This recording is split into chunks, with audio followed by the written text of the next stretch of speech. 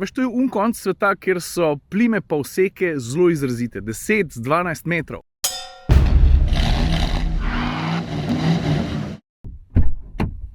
Jo, ja nač, najbolj že kar začnemo. Francoski avto, hibrid, tak priključen.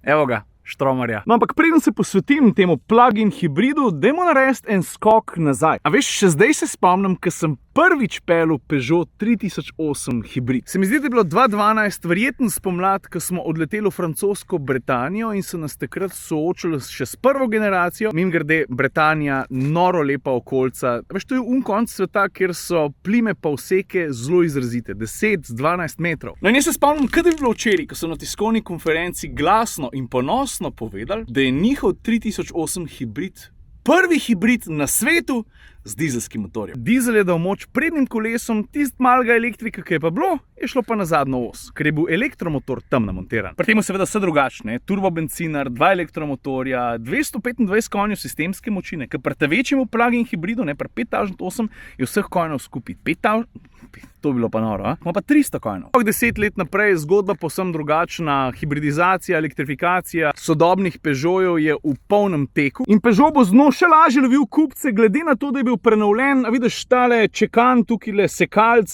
kočnik, ali kaj je že, je povsem nov. Pa tale predel podločja je zdaj čisto drugače oblikovan, pa občutek imaš, da se te reže, ki se začnejo, oziroma so na maski, da se zažirajo v odbijač tukaj podločjo. Ker tole svet je ful fajn, ker je to zelo jasen podpis, ki ga hitro prepoznaš. Pa pomembno se mi zdi, da povem, da je avto po prenovi pridobil kar nekaj dodatnih asistenčnih sistemov, tako da težko rečemo, da mu karkoli manjka, ko pride do varnosti. Mislim, konec koncev, če plačaš ta pravo opremo oziroma doplačaš ta prav pripomoček, boš lahko z njim videl celo ponoč s pomočjo infrardeče kamere. Ta je sposobna gledati naprej veliko dlje, kot vidijo žarometi. Do 250 metrov stran ponoč prepozna, pa opozori na človeka. 250 metrov, to ni tako malo. Drugače pa verjetno ne bi kaj dosti presenetili, če preko, da je kabina z tega avtomobila tako kot pri 5 ali pa 2008 futuristična kahoder. Kahoder, a sem jaz to res zdaj rekel?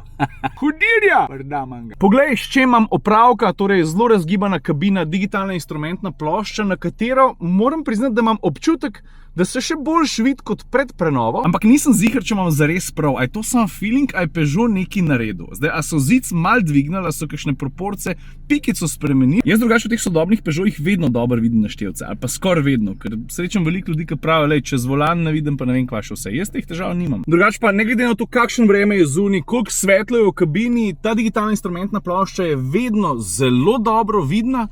Kar se tiče vmesnika, večji je, kot je bil prej, se mi zdi, da je tole po diagonali, ne vem, dobrih 10 palcev. Vmesnik je okej, sem pa mogoče malo prezapleten, da rabiš kakšen korak preveč, da bi kakšno stvar naredil, ampak generalno gledano nekih hudih zamer, ja, nimam jih, no. Pa ne glede na to, kako futuristično je vse skupaj zasnovano, je uporabnost, pa dostopnost, pa priročnost te kabine precej dobra. Veliko odlagališče tukaj spredaj, manjše tukaj, cup holderja dovolj globoka pri roki. Materiali, všeč mi je, da je veliko ene tkanine, pa ta kvazi letalska stikala, vidiš tukaj spodaj imaš gretje sedežev, stekla, sprednje, zadnje, zaklepanje, odklepanje, pa tukaj gor pol druge reči, bližnjice do različnih menijev tukaj zgoraj, to se pravi muska, klima, navigacija, splošne nastavitve, telefon, pa tako naprej. Zdaj o kufru, prostorninah, pa splošni uporabnosti, pa drugi vrsti ne bom zgubljal besed. A veš zakaj? Avto je bil prenovljen, jaz sem ga imel na testu tudi že prej. Pejt na YouTube, vtipki Komotar Peugeot 3008, pa boš zvedel čisto vse, kar se tiče teh reči. Mi se bomo posvetili pa pogonskemu sklopu, zato je pa ta avto na testu. Takole, v osnovi razpolaga z baterijo kapacitete 13,2 kWh. Peugeot trdi, da je električnega dosega 56 km. Jaz moram priznati, da 56 km nisem znal na štrom voziti. Vozil sem se normalno, načeloma sem se izogibal avtoceste, vozil sem se po mestu, pa tudi po podeželskih cestah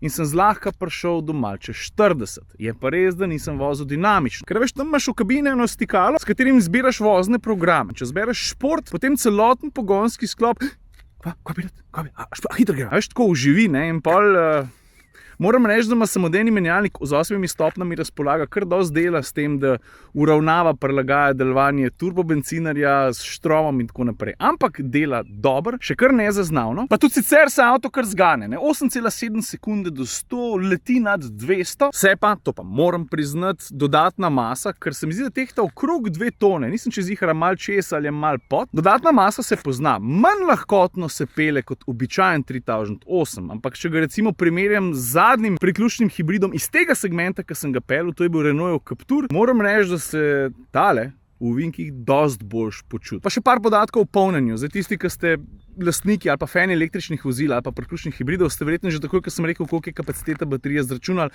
koliko časa rabiš, da ga nafilaš doma. Je ti za koga pa je pol ta avto? Če imaš neko relacijo vsak dan, pa če imaš na vseh koncih neko možnost polnjenja, recimo, da bi se vozil iz Maribora v Celje, pa če se 3/4 tega časa voziš na Štrom, to že nekaj pomeni. Ali pa s Kamenka v Ljubljano, ali pa z Logatca v Postojno, Koper, Gorica, Obala, Notranjost, v kontrasmer, Maribor, Prekmurje. Vse skupaj pa bistveno dražje, pa te cene grejo kar hitro navzgor, moramo priznati, rata pol, če si na avtocesti, ker tiste polnilnice tam pa že takole. To se pravi Peugeot 3008 Hybrid Allure Pack 1.6 THP 180 oziroma 225, stari serijske opreme. Lej, toliko, kolikor hočeš. Cena osnovnega vozila, pazi, brez opcij 42 840, električna prtljažna vrata, ogrevani prednji sedeži, dosti smiselni dodatki, moram priznati, brezžično polnjenje pametnega telefona, pozdravljam. Paket pomočni vozniku 700 €, nujno. Posebna barva, biserna bela, to pa se veš, kolikor žeš. Ne, priključen hibrid 3008 tudi približno ni pocen. Jaz ga vidim kot eno dobrodošlo popestritev, pa ne samo popestritev samega modela, ampak pravzaprav totalno nujnost, če hočeš držati korak s časom, predvsem pa s tekmeci. Ker današ misel, da so tisti pa kaj dosti cenejši. Zdaj sem hotel že zaključiti video, pa sem se spomnil na par lovorik, ki jih je ta avto osvojil, pa se mi zdi čisto ok, če jih omenim. Par let nazaj, 2017-2018, je bil Peugeot 3008 slovenski avto leta, pa evropski tudi. Zdaj po faceliftu je pa pripravljen za naprej. Zdaj pa torej 100, se mi zdi, da sem povedal vse. Če imaš kakšno vprašanje, pa spot napiši, prav, pa se oglasim. Ajde.